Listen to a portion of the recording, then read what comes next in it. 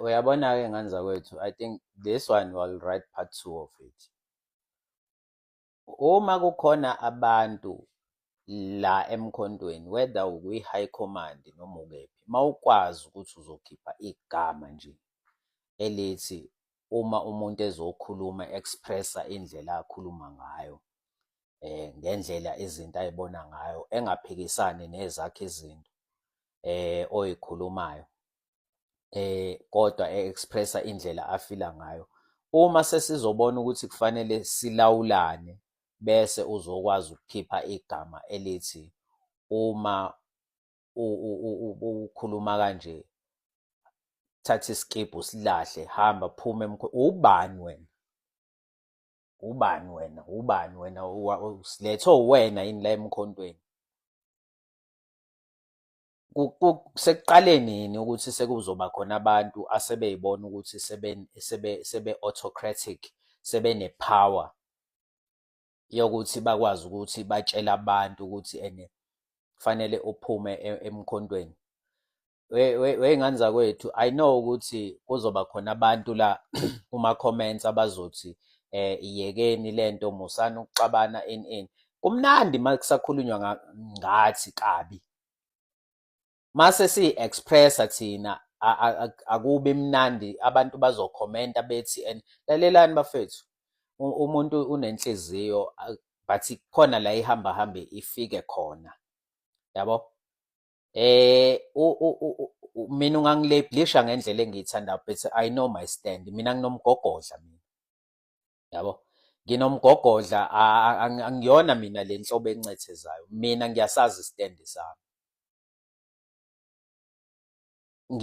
Abantu bayongibulalela ukuthi ngiyalikhuluma iqiniso, and I don't care. Mhlambe mina macathi mhlambe ukufa ngiyakusaba, yabo. Kukhona insizwa mfethu la engiyi-advise kamnandi, ifaka istatement osibonayo ukuthi uma usikhuluma istatement sifaka enye insizwe engcupheni. Ngayi-advise ngathi, yazi mfethu, lento oyikhulumile laphana, part of 1 and 2 and 3, ngambuyisela eceleni futhi, hhayi ukuthi ngizomgijima ngizomkhuluma la ngabi ngoba ngithi ngifuna ukugqama ngayo, yabo. Ngathi mina mfethu, i-statement sakho lesi mawusibeka kanje, uyazi ukuthi lo muntu uma ngase kwenzeka u-1 no-2 no-3 ngaye, including nami, kobuyelwa kule video yakho kuthiwa uwena. Walalela, wayi-understand, yabo. So-ke ekugcineni mina mawuthi ufuna njengoba ngisho ukuthi bafethu lento ekuthiwa ukufa ngiyisabi.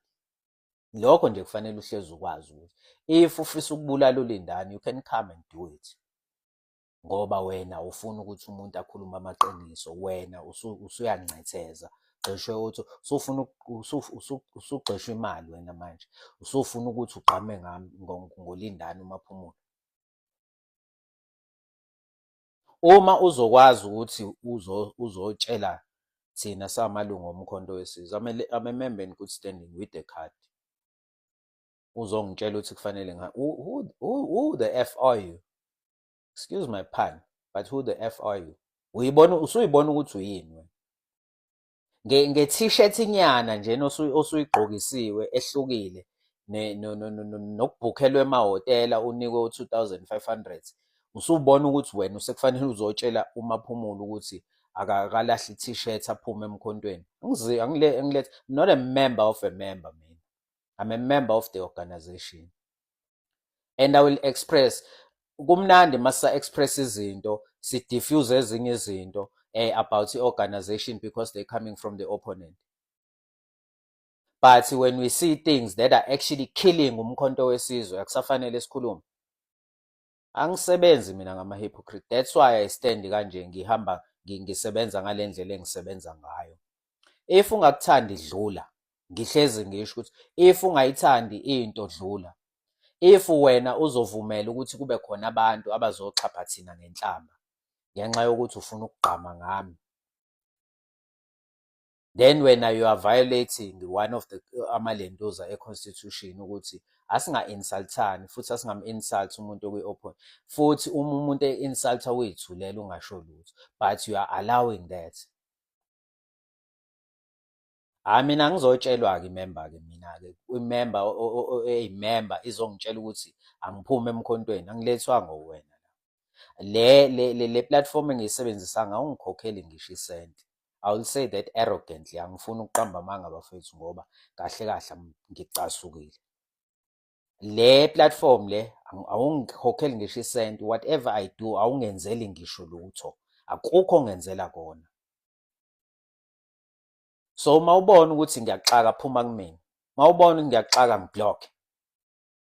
Mina abantu abangixakayo engibe ne-fallout nabo ngibablockile because angisebenzi ngama-hypocrites. Mawubona ukuthi ngiyaxaka nje vele uthi uMaphumulo yazini angisafuni ukuzwa lutho ungibhlokhe, phume kumina. That's how I do things mina. Mina kufana nokuthi mangibona ukuthi i-comment angiyithandi, it's not about the content kumina or many followers or how many people have replied to that comment. Ngisho ngathiwa bawu-50,000 abareplayile kuleyo comment, I delete. Mawubona ukuthi eyami inkulumo iyakuxaka, phuma kumina. Angilethwanga uwena emkhontweni, ngiyizele. Into enginayo yomkhonto angiyithengelwanga ngisho uwena.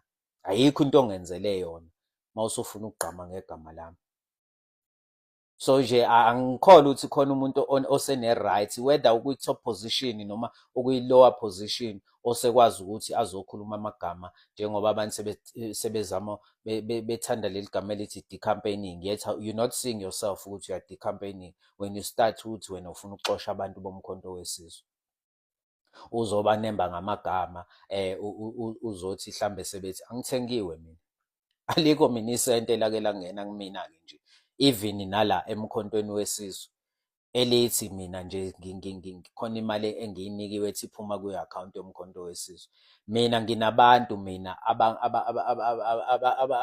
abangisizayo nje eceleni uma khona la kufanele ngisize khona, noma kufanele ngenze into athi hayi khululeka Maphumulo ukuze ukwazi ukufinyelela la sizokwenzela u-1 no-2 no-3 ukuze uzopromotha umkhonto wesizwe.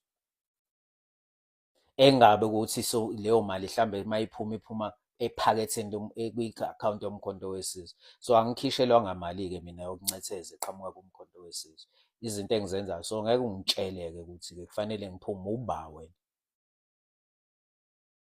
Ngizobalula gama lamuntu but isicathulo somlingani umniniso.